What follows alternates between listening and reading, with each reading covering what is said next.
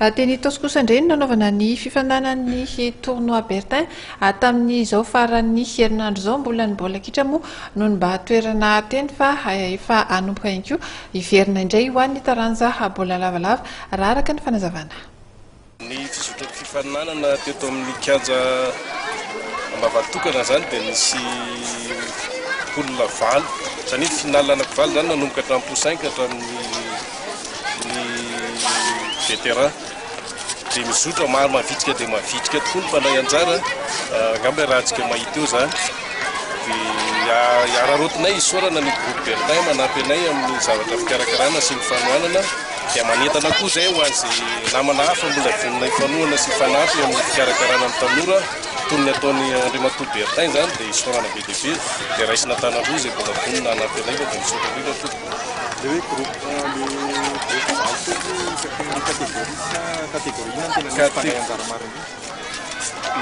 daholo zany ka nanomboka tamin'ny poussin manana ekipa be dia be efa 12 avy isaky ny ekipa izy teo ekipa 12 poussin PRD senior hatramin'ny vétéran zany. Iza kosa nasanareo nafatana andrainjareo tamin'ny mivelatra tamin'ny rehetrarehetra misy satria eto zao misy zoeratra any mahazo ariva ary tonga manenjika manao baolina eto zany tsy fampiny terrain any lana rehetra any zany dia mivelatra malalaka be ilay faninanana eto zany. Fampandrosoana an'ilay fanetana an'ilay tanora anatin'ny fanatanjahantena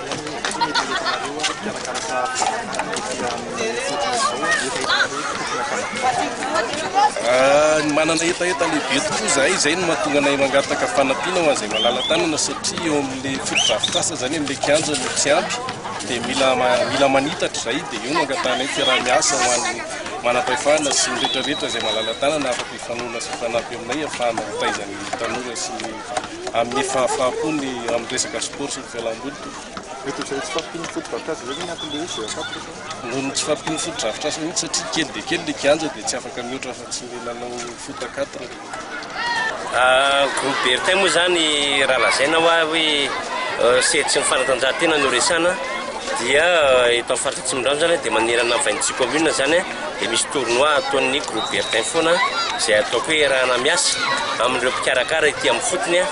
dia zareo eto Ambavatokana Itaosy zao no mikarakara n'ity jeu 4 ty dia miaraka amin'ny Njaka sy Andry zany. Marina fa hoe tsy mora no mikarakara sy manentana an'ilay olona fa tanjon'ny groupe Bertin zany amin'izao fotoana izao aloha dia resy lahady zay amin'ny fikarakarana ny fampivondronana ary fitazana ary fanentanana an'ireny tanora ireny mba ahafahana mitsingitra ny zavatra lavitra dia ny fampandrosoana Atsimondrano eo amin'ny sehatry ny fanatanjahantena zany. Ankehitriny manoloana aty Ambavatokana moa dia misy tournoi eto lalao famaranana dia zay no teneniko etona hoe groupe Bertin no nanentana dia maro ireo mpakafy dia maro koa ireo mpanohana tongana maliny antso moa zany manaraka ny tanjona ataon'ny groupe Bertin dia reny zavatsy reny moa zany dia amin'ny mety efa tanteraka eny amin'ny fotony izay azon'ny mpilalao sy ny vahoaka ka engany ka mba ho maro no toen'ny olona toy ny groupe Bertin zany izay manentana mihitsy mba azahoan'ny vahoaka malagasy eo amin'ny sehatriny nasionaly zany ny fanohanana an'ireny club kely na le tournoi zay atao reny satria miara-manaikitsika ny infrastructure eto Madagasikara dia efa mimiana dia miverina ety amin'ny fotontsika hoe jeu 4, jeu 7, jeu 9, jeu 11 ka izay zavatra no mareko etona hoe tsy mora manentana fa endrika anankiray zao ahafahana mijery tsara hoe mahomby le izy dia toanany groupe Bertin. Sanan'ny sport collectif moa zany resantsika eto efa mariako etony tonga dia annonceko zany zay coureur zay hoe groupe Bertin misanan'ny sport rehetra. Ankehitrinytsika dia efa nanomana sahady ny top lalaovana intersaison ny 2013-2014 ny groupe Bertin eo amin'ny sehatry ny section rugby zany Atsimondrano. 3e division, 2e division, 1e division no efa mivory miaraka aminay amin'izao fotoana zao homany ny programme io izay sokatra rehefa tapitra ny top lalaovana 2013 izay entina anomanana ny top lalaovana 2014. Ninona zavatra miseho dia apetsaka mazava hoe groupe Bertin dia efa niaraka tamin'ny section rugby Atsimondrano teo aloha dia efa manohana ny antsady zany groupe Bertin amin'ny top lalaovana 2014 izay anomanana an'izay. ka entanina zany reo filiovana na ireo karakara mba hifanantona miaraka amin'ny section Tsimondrano dia ho volavolatsika ndray ny intercession antsika mba afanareo miatika ny tompolalovana 2014 mba ho matotra tsara dia ny anjara ndraiky tsy ny groupe Bertin moa dia manome ny fampitaovana an'ireny tanora reny ary koa amin'ny taiza ihany koa sy mampifondrany zareo zay ny teneniko hoe zavatra maro be nresana fa betsaka no tokony mbola ho sy anetana na ny ety amin'ny faritra Tsimondrano iarahana amin'ireny organisateur maro samihafa reny. Misy moa zany ny tournoi Bertin zay mbola mpanantanterahana anazy amin'izao fotoana izao mbola miandro moa zany ny finalan'izy ireny fa kosa efa annoncé ko eto zany